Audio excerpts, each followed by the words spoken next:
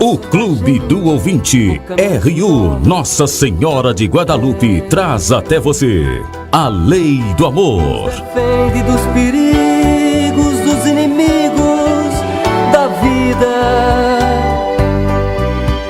Também sou teu povo, Senhor, estou nessa estrada. Somente a tua graça me basta e mais nada. O povo de Deus. Olá, pessoal, mais uma vez então nos encontramos através das ondas da Rádio Universidade. É sempre uma redobrada alegria saber que tem alguém que nos acompanha e alguém que medita também sobre a proposta que estamos fazendo sobre a Lei do Amor. Em cima dos 10 mandamentos, que são suporte para o programa Lei do Amor, a Igreja, ao longo dos tempos, através da sua tradição, das suas reuniões conciliares, foi fazendo uma caminhada para mandamentos próprios. Isto por quê? Porque se nós pegarmos o livro do Levítico, o livro da Lei, em cima dos 10 mandamentos, os profetas e os líderes do povo, os juízes, acabaram fazendo 630 preceitos que o povo deveria cumprir. Nós, tendo como base os 10 mandamentos e a fidelidade a eles, a Igreja acabou ao longo dos séculos condensando em 5 mandamentos particulares, a ação que o católico batizado deveria ter na sua igreja. E aí muitas pessoas se perguntam sobre esses 5 mandamentos da igreja, se eles são suficientes para que o católico honre a Deus. Nós podemos, segundo o Catecismo da Igreja Católica, lá no seu número 2041, que é o mínimo indispensável que os católicos devem fazer. Olhem bem, o mínimo, quer dizer, mínimo indispensável, não posso empurrar com a barriga, para que, de fato, eu seja um católico praticante e que viva como batizado em comunhão com Deus na igreja, A igreja não pede que se faça apenas o mínimo, mas sabendo que esse é o mínimo, façamos muito mais, seja para a glória de Deus e seja para o próprio bem, E o que a igreja coloca no seu catecismo sobre esses 5 mandamentos? Eu até vou ler o que a igreja coloca neste número 2041. Ela diz o seguinte: os mandamentos da igreja situam-se na linha de uma vida moral ligada a uma vida litúrgica e que dela se alimenta.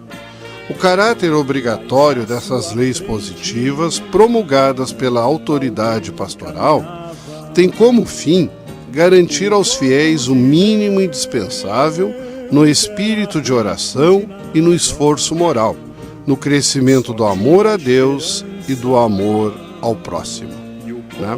Então isto é o que a igreja pensa e que o catecismo traduz para nós. Os 5 preceitos da igreja têm como fim garantir aos fiéis o mínimo indispensável do espírito de oração, da vida sacramental, do esforço moral e do crescimento do amor de Deus e do próximo. E esses 5 mandamentos, eles têm alguma ligação com os mandamentos de Deus? Sim, os mandamentos da lei de Deus são orientações divinas que mostram o caminho para chegar a Ele e para conviver com o próximo a partir da justiça e do amor. Os 5 mandamentos da Igreja dão sequência a esses primeiros mandamentos da lei de Deus, Sobretudo, o primeiro mandamento, amar a Deus sobre todas as coisas, o segundo, não tomar seu nome em vão, e o terceiro, guardar domingos e festas de preceito, Os mandamentos da lei de Deus são muito anteriores à igreja. Eles foram dados ao profeta Moisés, E no início eram para o povo escolhido, povo judeu e depois, com o tempo, eles vieram também para o povo cristão. Para facilitar a sua prática, especialmente no que diz respeito a esses 3 primeiros mandamentos, que são os mandamentos da minha relação diretamente com Deus, a igreja autorizada por Jesus, essa autorização está lá no Evangelho de Mateus, capítulo 16, os desdobra utilizando o Evangelho com a tradição viva e com o magistério eclesial. E quais são, quando foi, assim que podem muitos perguntarem, que a igreja instituiu esses 5 mandamentos, Esses 5 mandamentos, eles vêm da tradição da igreja, que ela caminha paralela com a palavra de Deus para formar a lei do amor. E esses mandamentos, então, eles acabaram sendo lembrados a partir do Concílio de Trento, que foi a contra-reforma da igreja, a grande reforma luterana do século XVI. E este concílio ele aconteceu entre 1545 e 1563, e ele definiu os mandamentos da igreja, a moral da igreja, a dogmática da igreja, a liturgia da igreja, e que ao longo destes 5 séculos seguintes, eles foram sendo especificamente tratados, sobretudo na parte celebrativa, mas enquanto fundamento de fé, eles permanecem desde aquele concílio, E a partir dali foram feitos, várias adendos à prática cristã, E aquilo acabou que ficou na tradição oral e muitas vezes nem foi escrita, eu não tenho certeza agora da data, mas eu tenho a impressão que foi em 1994, 93, 94, que São João Paulo II, nosso Papa, ele aprovou a inserção destes 5 mandamentos da Igreja no Catecismo da Igreja Católica, que está atualmente em vigor. O Catecismo ele foi feito em 92, mas depois teve, pelas traduções, tantos arranjos que houveram para que saísse o que saiu em definitivo, que eu acredito que mais ou menos a tradução brasileira é de 94. Isso eu me lembro bem, eu estava em Roma e eu me lembro que foram feitas várias reuniões e disquetes para lá, disquetes para cá, para ver a melhor tradução do português. E quais são então estes 5 mandamentos da igreja? O primeiro mandamento da igreja: participar da missa inteira aos domingos e outras festas de guarda, ficando livre de trabalhos e de atividades que possam impedir a santificação destes dias. O domingo é a nossa Páscoa semanal, em que participamos da celebração que o próprio Cristo preside na pessoa do sacerdote. Não temos na igreja outra celebração de tanta importância, significado e valor. Por isso, somos convocados a participar dela ao menos aos domingos e aos dias santos. As festas de guardas, como os domingos, são dias de participação na missa. Temos 4 dias santos em nosso calendário litúrgico. O dia 25 de dezembro, que é o dia do Natal de Nosso Senhor Jesus Cristo, a festa de Corpus Christi, a quinta-feira após o domingo da Santíssima Trindade, o dia da Grande Mãe de Deus, Santa Maria, 1º de janeiro, e o dia 8 de dezembro, o dia da solenidade da Imaculada Conceição de Nossa Senhora. Imaculada Conceição de Nossa Senhora significa que ela foi concebida sem o pecado original, segundo o dogma da Igreja. É um privilégio que Deus deu a Maria, porque ela seria o templo onde se encarnaria a sua própria presença através do Filho, então a tornou livre de qualquer mancha, de qualquer tentação, Segundo o Código de Direito Canônico, lá no cânone 1247, ele diz assim: os fiéis têm obrigação de participar da missa e devem abster-se das atividades e negócios que impeçam o culto a ser prestado a Deus, a alegria própria do dia do Senhor e o devido descanso do corpo e da alma. Claro, não podemos nos tornar escravos do trabalho e só trabalhar e não levar nada. Nós temos que ver que a vida é dom de Deus, que foi confiado a nós, e devemos, então, realmente também dar graças a Deus. Com o tempo, como muitos trabalhadores são obrigados a trabalhar no domingo nas diversas atividades, né? Atividade de segurança, atividade de hospital, atividade de serviços, luz, água, telefonia, né? Algumas casas de alimentação. Então a igreja também permitiu que pudesse se assistir à missa do sábado à tarde, aquela missa do sábado a partir das 6 horas do pôr do sol, como preceito de se cumprir então esta missa dominical. Muitas vezes se levantaram polêmica, mas sábado não é domingo, tudo bem, mas a igreja sabe das dificuldades e a igreja tem por função santificar a todos.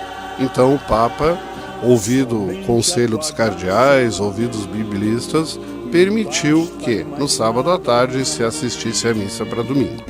E eu agora me lembro assim, né, do nosso querido Padre Mário, que há um ano partiu para a casa do Pai, quando o preceito diz participar da missa inteira aos domingos. O Padre Mário sempre reclamava que os fiéis chegavam a qualquer hora, né? Assistir a missa inteira, não. Assistir a missa, chega no meio da missa, sai antes de terminar de receber a bênção, né? Porque tem isso, tem aquilo. O que eu acho muito interessante é que a gente no altar, embora que pareça possa ser uma igreja grande, uma igreja cheia, a gente vê todo mundo, porque a porta da frente está sempre em direção ao altar, a gente vê todo mundo que entra na igreja, né? Eu posso dizer para vocês que 90%, e não estou exagerando, das pessoas que entram à igreja não fazem o sinal da cruz e não saúdam, não genuflexionam o joelho em direção ao sacrário, em direção ao altar, né? Entram na igreja, é interessante, ficam procurando um. Ontem mesmo na minha comunidade eu assisti a uma festa que tinha especial e vi as pessoas chegando e procurando outras pessoas. Não estavam nem aí para o que se passava na igreja, para o que se passava na missa, né? E isso é uma coisa triste, porque realmente a missa, a gente lembra o sacrifício do Senhor. E não foi fácil, enquanto humano, Cristo sofreu muito. E a sua redenção para nós. E as pessoas entram na igreja como entram no supermercado, como entram no açougue, e já vão direto nos outros, não querem saber se está se cantando, se está se rezando, e se beijam, se abraçam, quando muitos param para fazer selfies, né? Então, em dia que tem batizado e casamento, uma outra coisinha assim que eu sempre peço na igreja, mas eu acho também um desrespeito, as pessoas entram mascando chicletes na igreja, né? O alimento na missa é a Eucaristia. A igreja não é lugar de comer chiclete. Eu até tenho um fato curioso na minha vida. Uma vez eu estava numa paróquia e tinha um batizado e eu vi que muitas pessoas comiam chicletes, até algumas faziam bolinhas, né? Aí eu peguei o microfone e disse, olha, nós vamos começar um momento de oração, batizado, então eu pediria que todos que estivessem comendo chiclete fossem lá fora, né, e cuspissem o chiclete, porque a igreja não é lugar para comer chiclete. E deixei assim. Na terça-feira, a moça que limpava a igreja me perguntou assim, padre, houve alguma coisa na igreja? Eu disse, sim, houve. Por quê? Porque tinham 23 chicletes grudados nos bancos. As pessoas tiravam e pá, grudavam no banco, né? Então a gente tem que se dar conta. A igreja não é lugar de entrar de chapéuzinho, por mais moda que seja, não é lugar de comer chiclete, não é lugar de levar pacotes de bolachinhas, pacotes de não sei o quê, porque a gente acaba perdendo esse vínculo com o estado santo do templo, casa do Senhor, e quando a gente precisa, a gente já jogou tudo para o ar, perdeu a mística, perdeu o encanto pelas coisas de Deus. Então a gente tem que se esforçar também, né? Não é que Deus vai punir alguém porque isso, porque aquilo, mas tem que se esforçar para começar a missa com o sinal da cruz e terminar a missa com o sinal da cruz, recebendo a bênção sacerdotal, a bênção no qual Jesus celebra, né, o encaminhamento das pessoas para a vida semanal. O segundo mandamento, confessar os próprios pecados, recebendo o sacramento da reconciliação pelo menos uma vez ao ano. O sacramento da reconciliação, o sacramento da volta, a confissão, É o sacramento que perdoa os nossos pecados contra Deus e contra a Igreja. Nós temos até no Evangelho a parábola da videira, em que Jesus compara, né, o seu reino a uma videira. E entre as coisas que Jesus diz, ele diz que tem ramos que precisam ser aparados para que a seiva possa circular melhor, né? Não deixar esses ramos muito crescidos, circular melhor para dar melhores frutos. E tem outros ramos que têm que ser tirados, podados, porque esses ramos realmente não produzem mais. Isso diz o relacionamento direto com o exame de consciência que devemos ter e ver que certas manifestações e atitudes da nossa parte são atitudes que não são o que Deus espera de nós, e acho que nem mesmo muitas vezes nós esperamos de nós, e que os irmãos também não esperam de nós. E a melhor maneira de a gente fazer esta poda é pelo sacramento da confissão, sendo humilde, se reconhecendo pecador, se reconhecendo que muitas vezes trocamos o valor permanente por valores imediatos que não nos levam a nada, a não ser uma necessidade pessoal, mas que o Senhor, que é a divina providência, Ele cuida de todas as nossas necessidades ao longo do tempo. Então não devo buscar coisas que agora me satisfazem e depois eu vou tentar me acertar com Deus. Não, vamos pedir a Deus, né, que nos dê uma consciência para que a gente não rompa com a comunhão com Ele, mas que a nossa consciência nos avise, olha, por aí vai caminhar no pecado. Se a nossa consciência não avisar isso, nós vamos crescendo na inconsciência, o pecado vai tomando conta e de repente está aí acontecendo tanta coisa que não era necessário acontecer na civilização do amor. Então, confessar os próprios pecados, né? Ao menos a gente tem por tradição na Páscoa do Senhor. Mas se tem algum pecado mais grave, alguma coisa também, seria sempre bom, né, a gente confessar mais seguido. O terceiro mandamento, receber o sacramento da Eucaristia, pelo menos na Páscoa. Ao comungar, recebemos em nós o próprio Cristo, vivo e verdadeiro, alimento que dá a vida em plenitude.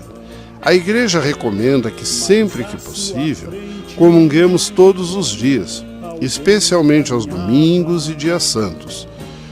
Como obrigação, pede que façamos uma vez ao ano, é o mínimo do mínimo. Quanto ao tempo previsto para cumprir o cumprimento pascal, diz a Igreja, lá no Código de Direito Canônico, no cânone 920. O tempo útil, em conformidade com o Código de Direito Canônico, é o próprio ciclo pascal, isto é, desde a Quinta-feira Santa até o domingo de Pentecostes. Por causa justa, este preceito pode ser cumprido em outro tempo dentro do ano, sobretudo causas assim da natureza, né? Terremotos, maremotos, coisas de tsunamis que podem acontecer, né? Também causas de problemas de saúde, problemas de viagens, né? Que aí não deu. Mas se não, né, nós ainda temos até o domingo de Pentecostes, né? Mais 3 semanas. Quem não comungou ainda nesse tempo, procure um sacerdote, faça a sua confissão e vá participar deste encontro pessoal com o Senhor na Eucaristia, que nos espera e nos acolhe com todo amor. O quarto mandamento da Igreja é abster-se de comer carne e observar o jejum nos dias estabelecidos pela Igreja, né? A abstinência da carne e o jejum são práticas que fazem bem ao corpo e ao espírito. São também uma forma privilegiada de deslocar a atenção do que é secundário para o que é essencial e de refletir sobre a necessidade de partilhar os bens materiais, abrindo a vida à conversão.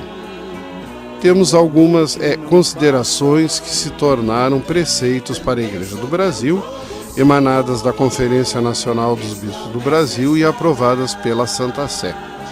Uma delas diz assim: estão obrigados à lei da abstinência da carne aqueles que tiverem completado 14 anos de idade. Estão obrigados à lei do jejum todos os maiores de idade que já completou os seus 18 anos até os 60 anos começados. Todavia, os pastores de almas e pais, cuide para que sejam formados para o genuíno sentido da penitência também, os que não estão obrigados à lei do jejum e da abstinência em razão da pouca idade. No Brasil, toda sexta-feira do ano é dia de penitência, a não ser que conhecida com solenidade do calendário litúrgico. Os fiéis nesses dias se abstêm de carne ou outro alimento, ou pratiquem alguma forma de penitência, sobretudo e principalmente uma obra de caridade ou exercício de piedade. A quarta-feira de cinzas e a sexta-feira santa, memória da paixão e morte de Nosso Senhor Jesus Cristo, são dias de jejum e abstinência. A abstinência pode ser substituída pelos próprios fiéis por outra prática, caridade ou piedade, particularmente pela participação nos dias da Sagrada Liturgia. Essa aplicação veio a partir do ano 2011, né? Por quê? Porque muitos fiéis não têm carne na sua casa, muitos fiéis não têm alimentos, né? Então, se eu não participo, né, diretamente desse jejum, dessa abstinência de carne, o excelente seria, dentro da perspectiva evangélica, de eu fazer uma oferta desses alimentos àqueles que nunca os têm. E isso ajudaria muito, né? Aqui em Pelotas mesmo, nós temos todas as segundas-feiras o Grupo São Lázaro, que dá comida para os pobres de rua ali do lado da agência de Correios da Tiradentes, né? Às 8 horas da noite. Junta muita gente, muitas crianças também, e muitos nos dizem que o único pão que eles comem na semana é aquele pãozinho novo que a gente dá ali naquele dia, né? E a gente recolhe doações de vários alimentos e a gente faz sempre um arroz, uma jardineira com tudo que se possa ter, se faz uma boa feijoada, se faz massa, né? E eles comem e muitos levam para casa para outras pessoas que não podem vir ou levam também para comer no outro dia. Isso é uma forma bonita de se partilhar com aqueles que nunca têm. Por fim, o quinto mandamento da Igreja, atender às necessidades materiais da Igreja, cada qual segundo as próprias possibilidades. Para cumprir com a sua missão prioritária, a evangelização integral, a Igreja precisa de bens materiais e, para tanto, conta com a participação dos batizados e batizadas. No Brasil, o dízimo e as ofertas são meios pelas quais os católicos investem na ação evangelizadora. Cabe ao bispo, na sua diocese, a opção pelo sistema do dízimo, levando em conta as orientações sobre a pastoral do dízimo. Na redação deste quinto mandamento, a Igreja não se refere diretamente ao dízimo porque tem em vista o mundo todo, e nem todas as comunidades têm o dízimo como sua principal fonte de contribuição. E porque o dízimo ainda não está implantado e funcionando em todas as dioceses, né? Por isso também, né, não se alterou esta redação deste quinto mandamento. Mas a gente muitas vezes, né, lembra que a igreja está aberta e as pessoas querem para casar, para batizar, para rezar a missa de sétimo dia, para fazer não sei mais o quê. E a gente precisa. Eu vejo mesmo lá na minha igreja manter a luz, né? Manter os funcionários da limpeza, a secretária, né? Isso requer uma participação. Agora mesmo estourou uma calha, arrumar a calha é caríssimo, né? E a igreja tem que estar aberta, não pode estar chovendo dentro. Então, a contribuição dos fiéis é muito importante para manter o lugar do culto. Os 5 mandamentos não são fardos que a igreja impõe aos católicos, mas sim orientações, que se tornam obrigatórias, que nos conduzem a uma maior comunhão com Deus, em consequência com o próximo. Em vez de escravizar, eles nos libertam. Como mãe, a igreja, por meio deles, exige o mínimo possível, ao mesmo tempo que chama e incentiva para que acolhamos ao máximo o que Jesus nos pede por meio dela. Mais uma vez, foi um grande prazer ter estado com vocês.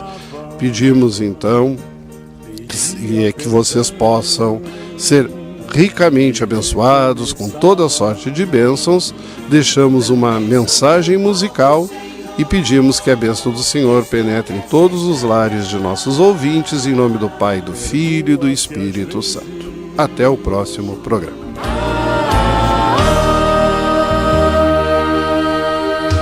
Amar-te mais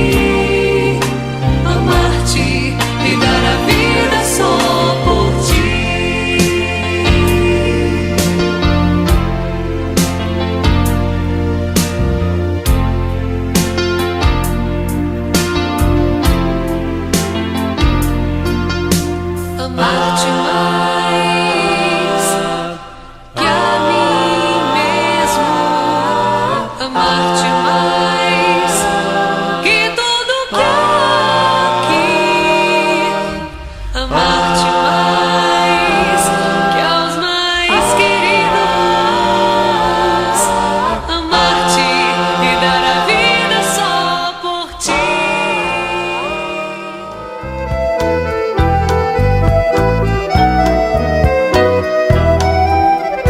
Luz na frente, paz na guia, Deus que alumia. Seja um missionário da evangelização. Participe do Clube do Ouvinte. Um oferecimento Rádio Universidade, uma emissora da Arquidiocese de Pelotas. Dos inimigos da vida, vem, ó Deus, nos defender, nos proteger. Vem.